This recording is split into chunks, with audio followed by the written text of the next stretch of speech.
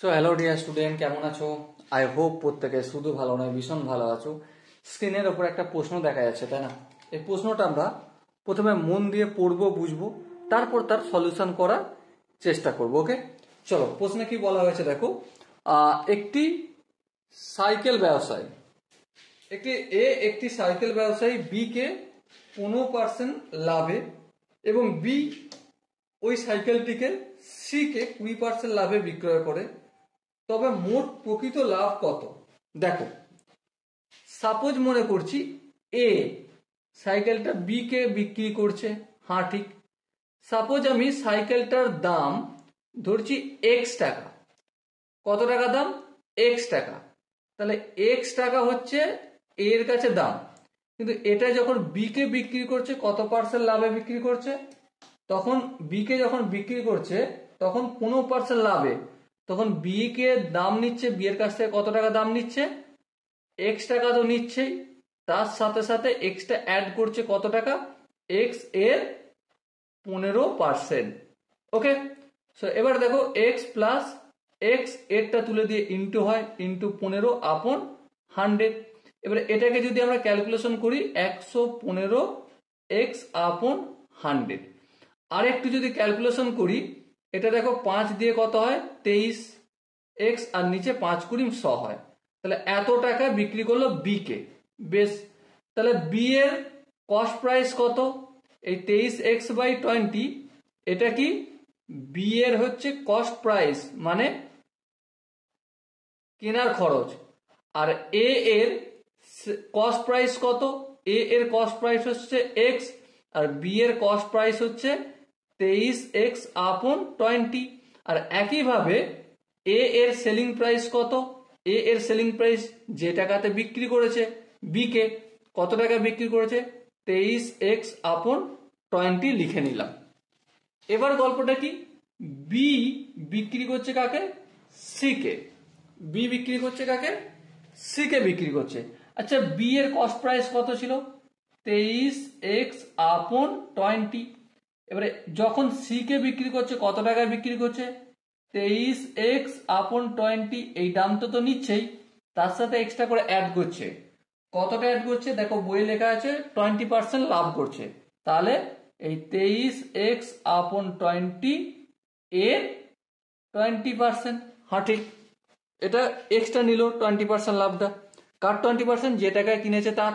C কত টাকায় কিনেছে দেখো, এখানে লিখে দিয়েছি। সরি, বি কত টাকায় কিনেছে? যেহেতু বি বিক্রি করছে, বি এর কস্ট প্রাইস কত? 23x/20। ওকে, তাহলে এবারে যদি ক্যালকুলেশন করি, 23x/20 প্লাস 23x/20, এরটা তুলে দিয়ে ইন্টু দেবো, এখানে 20 লিখলাম, আর পার্সেন্টেজ চিহ্ন তুলে দিয়ে এই 100। এই 20 কেটে গেল। এবার দেখো এই 20 আর এখানে 100 এলসিএম নিলে কত হয়? অবভিয়াসলি 100 হয়। 100 কে 20 দিয়ে ভাগ করলে 5 হয়। 5 কে যদি 23 দিয়ে গুণ করি কত হয়? 3 5 15, আর 5 দুগুণে 10 রাখে 11, 115x প্লাস 100 কে 100 দিয়ে ভাগ করলে অবভিয়াসলি 1 হয়। 1 কে 23 দিয়ে গুণ করলে অবভিয়াসলি 23x হয়ে যাবে। এবার দেখো ধ্যান দিয়ে এখানটা যদি যোগ করে নিই, 3 আর 5 8, আচ্ছা 2 আর 1 3, তাহলে 138x/100 টাকা। তাহলে লক্ষ্য করে দেখো বি এর সেলিং প্রাইস কত? বি এর সেলিং প্রাইস হচ্ছে 138x/100 টাকা। আচ্ছা, সি এর কস্ট প্রাইস কত, মানে কেনার দাম, সেটা কত? যত টাকায় বি বিক্রি করেছে সেটাই সি এর কেনার দাম, তাই না? 138x/100 টাকা। আচ্ছা, এবার একটা কথা, উপরটা দেখে বলো, অ্যাকচুয়ালি সাইকেলটার দাম কত ছিল? এক্স টাকা। সি এর কাছে যখন পৌঁছাচ্ছে তখন কত টাকায় পৌঁছে যাচ্ছে? 138x/100। তাহলে লাভ কত টাকা হয়েছে? তাহলে লাভ ইকুয়াল টু 138 টাকা লাস্ট বিক্রি করা হয়েছে, প্রকৃত দাম ছিল এক্স টাকা। বিয়োগ করলে পেয়ে যাব। বিয়োগ যদি করি 100 এলসিএম নিতে হবে, লসাগু করলে তো 100ই হয়, তাই না? 100 আর 1 লসাগু 100 হয়। সো এখানটা কি হয়ে যাবে? 138x মাইনাস 100 কে x দিয়ে গুণ হয়ে যায়, তাহলে 100x ইকুয়াল টু 38x আপন 100 টাকা। এই টাকাটা আমার লাভ হয়েছে। এবার লাভটাকে আমি পার্সেন্টেজে কনভার্ট করব। পার্সেন্টেজে কনভার্ট করতে গেলে প্রথমে ভগ্নাংশে কনভার্ট করব। ভগ্নাংশে কনভার্ট করতে গেলে যার সাথে তুলনা করব সেটা হরে লিখব, আর লাভটাকে কি করব, লবে লিখব, মানে যাকে তুলনা করছি। আর এবারে নিচে হরে কাকে হবে, অবভিয়াসলি যার সাথে তুলনা করছি।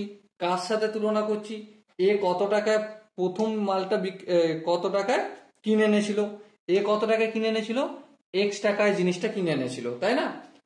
এর কস্ট প্রাইস কত, এক্স টাকা, এর সাথে তুলনা করছি। তো এটা কি পেয়ে গেলাম আমি, ভগ্নাংশে। আরেকটু যদি ক্যালকুলেশন করে নিই, 38x আপন 100, আর এই যে ডিভাইডের চিহ্ন এটাকে আমি মাল্টিপল চিহ্ন করলাম, এখানে এক্স লেখা ছিল, এটা কি করে দেবো 1/x। এই এক্স কেটে গেল, সো কি পেলাম আমি 38/100। এবার একটা কথা বলো, আমরা নর্মালি কি জানি, নর্মালি জানি এখানটা দেখাচ্ছি দেখো 5% নাম্বার পাওয়া, তার মানে কি 5/100। তাহলে পার্সেন্টের চিহ্ন তুলে দিয়ে আমি ডিভাইডেড বাই 100 আনতে পারি, হ্যাঁ আনতে পারি। তাহলে এখানেও ঠিক একইভাবে ডিভাইডেড বাই 100 তুলে দিয়ে পার্সেন্টেজের চিহ্ন আনতে পারি, হ্যাঁ আনতে পারি। তাহলে এখানে কি হয়ে যাবে, 38% কনভার্ট হয়ে যাবে। তাহলে প্রফিট বা লাভ কত হলো, 38%। এবারে দেখো এখানে যে অপশনগুলো রয়েছে তার মধ্যে কোন অপশনটা ঠিক হবে, অবভিয়াসলি অপশন এ হবে সঠিক আনসার। ওকে, আই হোপ এই কোশ্চেনের কনসেপ্টটা প্রত্যেকের বোঝা গেছে।